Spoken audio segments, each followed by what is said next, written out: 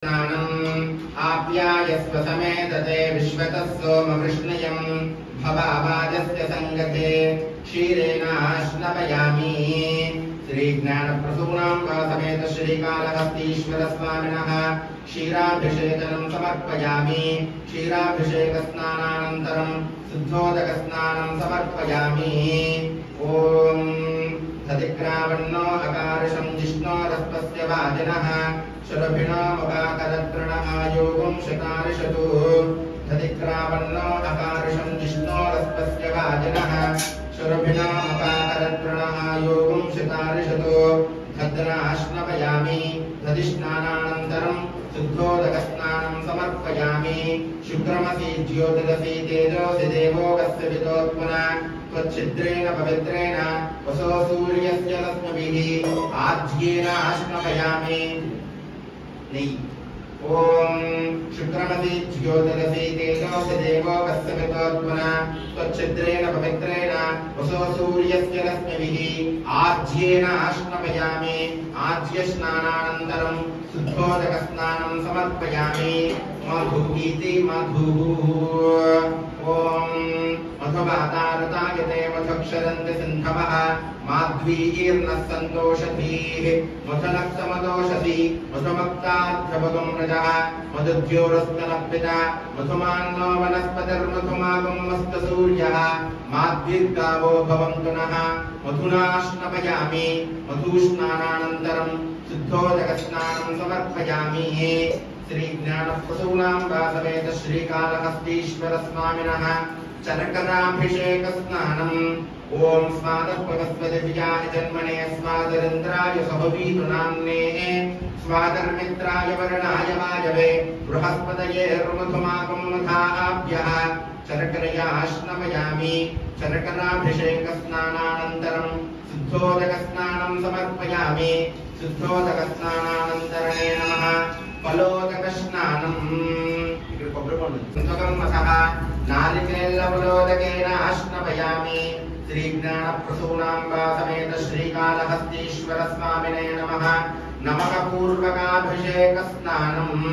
पंचामृताभिषेकस्नानं समर्पयामि।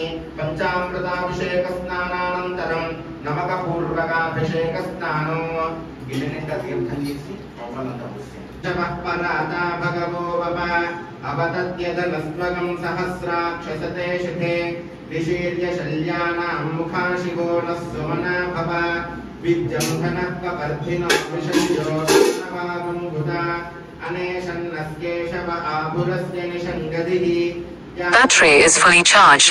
महस्ते बभूवते ఇక్కడ పెరుగుంది जाते ओम जाते बभूवते ओम अद्यवोचदित भक्ता प्रथमो दैव्यो भिषकु अहीगुश्च सर्वान् जम्भयन् सर्वाश्च यावधान्यः असव्यस्ताम्रो अरुणपद बभ्रुस्वमङ्गलः एते मागुं रुद्रा अभितो दिक्षुश्रिता सहस्रसो वैशाखं हेदगीमहे असह्यो वसर्पति नीलग्रीवा विरोहितः उदैनं गोपा दृशन्नदहार्यः उदैनं विश्वा भूतानि सदृष्टो मृडयातनः नमो अस्तु नीलग्रीवाय सहस्राक्षाय मेकषे अतो ये अस्य सत्त्वानोऽहं तेभ्यो करं नमः प्रमुञ्चधन्वनस्त्वमभयोरात्रयोज्यां याश्च ते हस्त इषवः पराता भगवो वप अवतत्यधनस्त्वगं सहस्राक्षसते शिखे निशीर्य शल्यानां मुखाशिवो नः सुमना भव विद्यं धनः कपर्धिनो विशल्यो बाणपातुं कुता अनेशन्नस्केशव आपुरस्य निषङ्गदिः याते हेतर्मे दुष्टमहस्ते बभूवते धनुः तयास्मान् वेत्तधत्वमयक्ष्मया परिभुजा नमस्ते हस्त्वायुधायानातताय कृष्णवे उभाभ्यां तते नमो बाहुभ्यां तव धन्वने परिते धन्वनो हेतिरस्मान् वृणक्ष विश्वतः अथो यशदिस्तवारे अस्मन्निषेधितम् नमः शम्भवे च नमस्ते अस्तु भगवन् विश्वेश्वराय महादेवाय त्र्यम्बकाय त्रिपुरान्तकाय त्रिकाग्निकालाय कालाग्निरुद्राय नीलकण्ठाय मृत्युञ्जयाय सर्वेश्वराय सदाशिवाय श्रीमन्महादेवाय नमः। ॐ नमो हिरण्यवाहवे सेनान्ये दिशाञ्जपतये नमो नमः। वृक्षेभ्यो हरिकेशेभ्यः पशूनां पतये नमो नमः। सस्मिञ्जराय विशीमते अथीनां पतये नमो नमो। बभ्रुषाय विव्याधिनेन्नानां पतये नमो नमो। हरिकेशायोपवीतने पुष्टानां पतये नमो नमो। भवस्य हेत्यै जगतां पतये नमो नमो। रुद्राय तथा विनेक्षेत्राणां पतये नमो नमः। सूताय हन्त्याय वनानां पतये नमो नमो। रोहिताय स्तपतये वृक्षाणां पतये नमो नमो। मन्त्रिणे वाणिजाय कक्ष्याणां पतये नमो नमो। भुवन्तये वारिवस्मृता योषधीनां पतये नमो नमः। उच्चैर्घोषाय क्रन्दयते पत्तीनां पतये नमो नमः। कृष्णवीताय धावते सत्त्वनां पतये नमः नमः। सहमानाय निव्याधिन आव्याधिनीनां पतये नमो नमः। ककुभाय निषङ्गिणे स्तेनानां पतये नमो नमो। निषङ्गिन निषदमते तस्कराणां पतये नमो नमो। वञ्चते परिवञ्चते स्थायूनां पतये नमो नमो। निचेरवे परचरायारण्यानां पतये नमो नमः। श्रुकाविभ्यो दिखापुंसद्भ्यो मुष्णतां पतये नमो नमो। सिमद्भ्यो नक्तं शरद्भ्यः प्रकृन्तानां पतये नमो नमः। विष्णेशिने गिरिचराय कुलुञ्चानां पतये नमो नमः। इषुमद्भ्यो धन्वाविद्भ्यश्च वो नमो नमः। आतन्वानेभ्यः प्रजधानेभ्यश्च वो नमो नमः। आदित्यभ्यो विदृजद्भ्यश्च वो नमो नमोऽस्यभ्यो विद्यद्भ्यश्च वो नमो नमः। आसीनेभ्यः शयानेभ्यश्च वो नमो नमः। स्वपद्भ्यो जाग्रद्भ्यश्च वो नमो नमः। तिष्ठद्भ्यो धावद्भ्यश्च वो नमो नमः। सभाभ्यः सभापतिभ्यश्च वो नमो नमो। अश्वेभ्योऽश्वपतिभ्यश्च वो नमः। ॐ नमः व्याधिनीभ्यो विविध्यन्तीभ्यश्च वो नमो नमः। उगनाभ्यस्तृगुंहतीभ्यश्च वो नमो नमः। वृत्सेभ्यो वृत्सपतिभ्यश्च वो नमो नमो। व्रातेभ्यो व्रातपतिभ्यश्च वो नमो नमो। गणेभ्यो गणपतिभ्यश्च वो नमो नमो। विरूपेभ्यो विश्वरूपेभ्यश्च वो नमो नमो। महद्भ्यः क्षुल्लकेभ्यश्च वो नमो नमो। रथिभ्यो रथेभ्यश्च वो नमो नमो। रथेभ्यः रथपतिभ्यश्च वो नमो नमः। सेनाभ्यः सेनानिभ्यश्च वो नमो नमः। क्षत्रुभ्यः सङ्ग्रहीतृभ्यश्च वो नमो नमः। दक्षभ्यो रथकारेभ्यश्च वो नमो नमः। कुलालेभ्यः कर्मारेभ्यश्च वो नमो नमः। पुञ्जिष्टेभ्यो निषादेभ्यश्च वो नमो नमो। विशुकृभ्यो धन्वकृभ्यश्च वो याय च वर्ष्याय च नमो मेघ्याय च विद्युत्याय च नम ईद्रियाय च तप्याय च नमो वात्याय च रेश्म्याय च नमो वास्तव्याय च वास्तुपाय च। ॐ हर हर हर हर हर हर हर हर हर हर हर हर कालहर रुद्रहर हरो हर नमः पार्वतीपतये। हर हर महादेव शम्भो शङ्कर। नाय च नमः शङ्गाय च पशुपतये च नमः उग्राय च भीमाय च नमो अग्रे वधाय च दूरे वधाय च नमो हन्त्रे च हनीयसे च नमो वृक्षेभ्यो हरिकेशेभ्यो नमस्ताराय नमः शम्भवे च मयो भवे च नमः शङ्कराय च मयस्कराय च नमः शिवाय च शिवतराय च नमस्तीर्ध्याय च कूल्याय च नमः पार्याय च भार्याय च नमः प्रतरणाय चोत्तरणाय च नमः आतार्याय च लाद्याय च नमः शुष्प्याय च फेन्याय च नमः सिकत्याय च प्रवाह्याय च।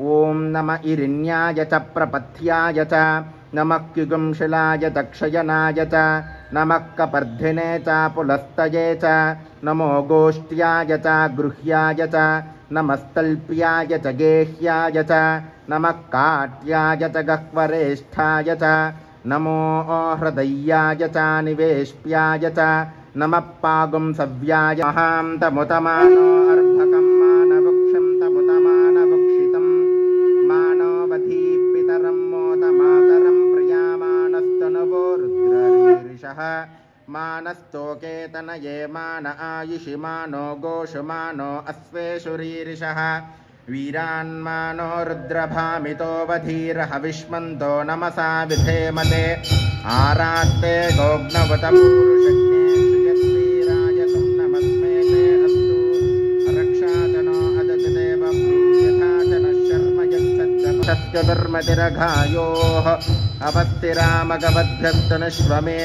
अवस्तिरामगवद्भ्यस्तनुष्वमेध्यवस्तोकायतनयाय मृडय विनाकं विप्रदागहि विगिरविलोहितनमस्ते अस्तु भगवः यास्ते सहस्रगं हेतयोन्यवस्मन्यवपन्तुताः सहस्राणि सहस्रथा बाहोत्तमहेतयः साशामेषा नो भगवत्पराचीनामुखाकृति तेषां सहस्रयोजने वधन्वानि जन्मसि नमो रुद्रेभ्यो ये पृथिव्यां ये एन्तरिक्षे दिवे येषामन्नं वातो वर्षमिषवत्तेभ्यो दश प्राचीर्दश दक्षिणा दश प्रतीचीर्दशोदीचीर्दशोद्वास्तेभ्यो नमस्ते नो मृडयन्तु ते यं दिष्मो यश्च नोद्वेष्टितम्भो जः महात्रयम्बकस्नानं स्नानं समर्पयामि स्नानानन्तरं शुद्धोदकस्नानं समर्पयामि अनेन मङ्गलद्रव्य सौभाग्यद्रव्य हरिद्राचूर्ण कुङ्कुमविलेपनाभिषेचनं करिष्ये स्वधन्वाय विश्वस्य क्षयतभेषजस्य यक्ष्मामहेतो मनसाय रुद्रं नमो बिर्धे बवसरं दुवस्य अयं मे हस्तो भगवान् अयं मे अस्तु भगवत्तरः अयं मे विश्वभेषजोऽयं शिवाभिमर्शनः एते सहस्रमयुतं पाशा मृत्योर्मर्त्याय हन्तवे तान् यज्ञस्य मायया सर्वान् वयजामहे मृत्यवे स्वाहा मृत्यवे स्वाहा प्राणानां गृन्धरसि रुद्रो मा विशान्तकः तेनान्नेनाप्यायस्व नमो रुद्राय विष्णवे मृत्युर्मे पाहि सर्वापमृत्युर्नश्यत्यायुर्वर्धतां दीर्घमायुः ॐ अग्नाविष्णोसजोषसे मा वर्धन्तु वाङ्गिरः द्युम्नेर्वाजेभिरागतं वाजश्च मे प्रसवश्च मे प्रयतिश्च मे प्रसितिश्च मे धीतिश्च मे क्रतुश्च मे स्वरश्च मे श्लोकश्च मे श्रावश्च मे श्रुतिमामवो यस्य क्षयाय जन्वध आपो जनयधाचनः नमस्तेऽस्तु भगवन् विश्वेश्वराय महादेवाय त्र्यम्बकाय त्रिपुरान्तकाय त्रिकाग्निकालाय कालाग्निरुद्राय नीलकण्ठाय मृत्युञ्जयाय सर्वेश्वराय सदाशिवाय श्रीमन्महादेवाय नमः हर नमः पार्वतीपतये हर हर महादेव शम्भो शङ्कर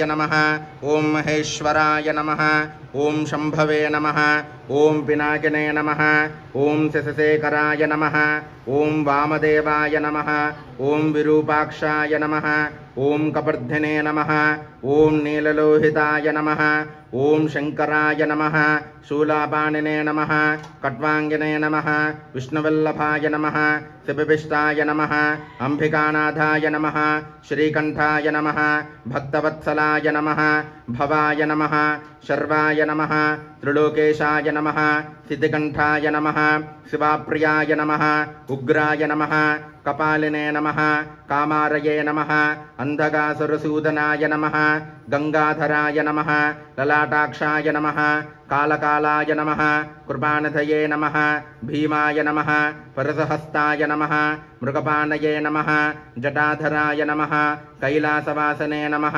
कवचने नमः कठोराय नमः त्रिपुरान्तकाय नमः वृषांगाय नमः वृषभारूढाय नमः भस्मोद्दूलितविग्रहाय नमः सामप्रियाय नमः सर्वमयाय नमः त्रयीमूर्तये नमः अनीश्वराय नमः सर्वज्ञाय नमः परमात्मने नमः सोमसूर्याग्निलोचनाय नमः हविषे नमः यज्ञमयाय नमः सोमाय नमः पंचवक्ताय नमः सदाशिवाय नमः विश्वेश्वराय नमः वीरभद्राय नमः गणनाथाय नमः प्रजापतये नमः हिरण्यरेतसे नमः धुर्धर्षाय नमः गिरिशाय नमः गिरीशाय नमः अनघाय नमः भुजंगभूषणाय नमः भर्गाय नमः गिरिध्वनिने नमः गिरिप्रियाय नमः कृत्तिवाससे नमः पुरारातये नमः भगवतये नमः प्रमथादिपाय नमः मृत्युञ्जयाय नमः सूक्ष्मतनवे नमः